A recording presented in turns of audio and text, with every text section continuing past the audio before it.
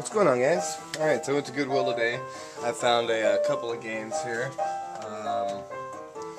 You know, I've seen a couple video playthroughs of this game, and I've been wanting to get it for a while. I think Alex over at Blade Gaming, he just did the most recent playthrough of this. But, you know, I could have found this at the store for maybe $3, but I found it at Goodwill instead with a little plastic sleeve, and that's Judge Dredd.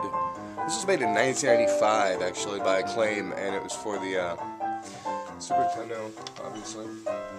$3 at the Goodwill. The nice little Oriental lady was at the one today, and, you know, she's great. For example, this is obviously 2 items. You know, anybody would have taken this apart and sold me the game and this. But I even said, hey, you know, how much is this going to be? You know, she's like, oh, this is $3.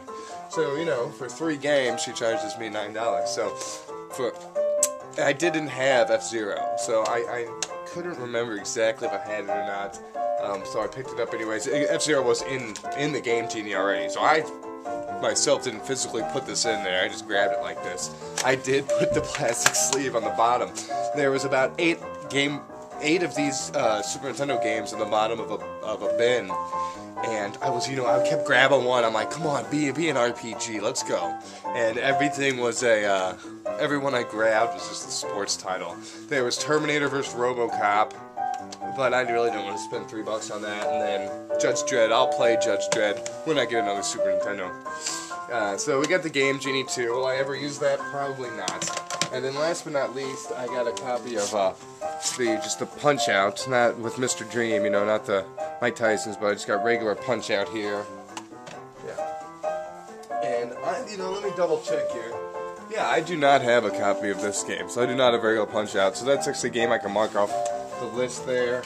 I have a couple copies of Mike Tyson's, which I'm just sitting on because those just always keep raising in price. But this thing's worth like a third or half of what the other one is.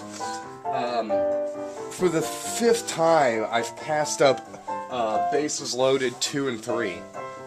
They had them there. I always forget to get those 2. I have Bases Loaded 1 that says Helico on the side of it, but I always pass up those 2 games. But you know what? Even at $6 for both of them, I think I get them for $3 each. So yeah. So for $9, I got 2 Super Nintendo sleeves, 2 Super Nintendo games, Game Genie, and then Punch-Out. So I mean, not bad. I spent the rest of my money on running gear and disc golf. So alright, well, I'll see you guys later. Peace.